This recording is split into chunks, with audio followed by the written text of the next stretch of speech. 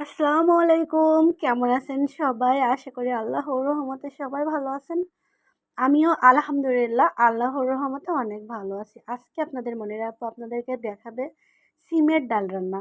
একেবারে নতুন একটা রেসিপি। অনেকে জানেই না যে সিমের ডাল এভাবে করে রান্না করে খাওয়া যায়। তো অবশ্যই বলবো ভিডিওটা শেষ পর্যন্ত দেখবেন আর ভিডিওর শুরুতে অবশ্যই একটি লাইক দিবেন।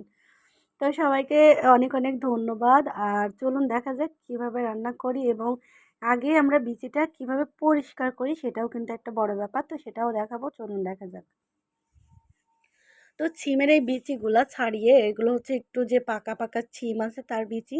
তো বিচিগুলো এভাবে করে ছাড়িয়ে নিয়ে ১ ঘন্টা ভিজিয়ে রাখতে হবে। আর ভিজিয়ে রাখার পর নরম হয়ে যাবে।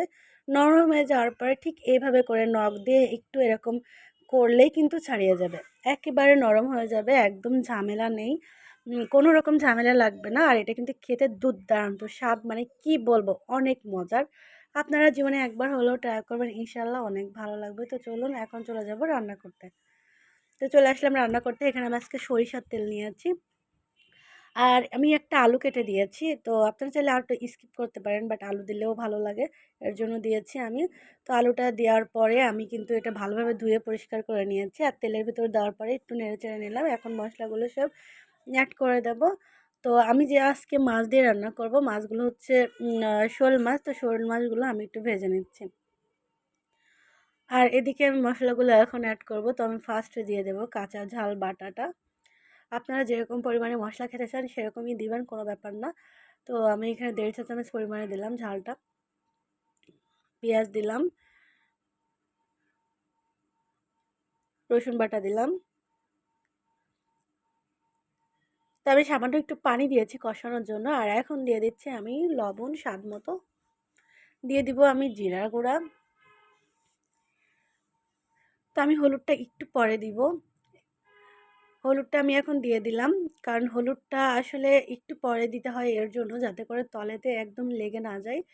তো আজকে আমি হলুদটা এখনই দিয়ে দিলাম এই কারণে, কারণ হচ্ছে আপনাদের যাতে বুঝতে সুবিধা হয়, কারণ অনেকেই সিমেন্ট ডাল রান্না করতেও জানে না, তো তাদের জন্য এই সুবিধা হবে এর জন্য দিয়ে দিলাম। আমি কিন্তু হলুদটা একটু দেরিতেই দিই, যারা আমার চ্যানেলে পুরানো আছেন তারা অবশ্যই জানেন। তো এখন ভালোভাবে কষিয়ে নিলাম, আর কষিয়ে আমি পরিমাণ মতো দিয়ে দিলাম পানি। তো পানিটা কিন্তু খুব একটা বেশি পরিমাণে লাগবে না। আর ঝোলটা আপনাদের ইচ্ছা অনুযায়ী রাখতে পারেন। আমি বেশি একটা ঝোল রাখবো না। তো ঢাকনা দিয়ে ঢেকে অপেক্ষা করব আধা সিদ্ধ হয়ে যাওয়া পর্যন্ত। তো আলহামদুলিল্লাহ আধা সিদ্ধ হয়ে গিয়েছে। আর এ পর্যায়ে এখন মাছগুলো দিয়ে দেবো। তো আমার কিন্তু সিমের ডাল একেবারে সিদ্ধ হয়ে গিয়েছে। আর এখন মাছগুলো আমি দিয়ে দিচ্ছি। যে কোনো মাছ দিয়ে কিন্তু রান্না করা যায়। একটু বড় সাইজের মাছ দিয়ে রান্না করলে বেশি মজার হয়। তো যে কোনো মাছ দিয়ে আপনারা রান্না করে খেতে পারবেন। আর এটা কিন্তু হচ্ছে এই যে সিমের যে ডালটা, এই যে বিচিটা, এগুলো কিন্তু হচ্ছে সবজি হিসেবেও কিন্তু অনেক সবজির ভিতরে দিয়েও রান্না করা যায়। তো মাশাআল্লাহ আমার কিন্তু এরকম ঝোল রেখেছি, আমি গ্যাসটা অফ করে দিয়েছি। আর কতটা সুস্বাদু দেখতে হয়েছে আপনারা তো দেখেই বুঝতে পারছেন ইনশাআল্লাহ। তো অবশ্যই একবার হলে ট্রাই করবেন, এগুলো বাজারে কিনতেও পাওয়া যায়। তো সবাই ভালো থাকবেন, কমেন্ট করে জানাতে একদমই ভুলবেন না কেমন হয়েছে। আল্লাহ হাফেজ।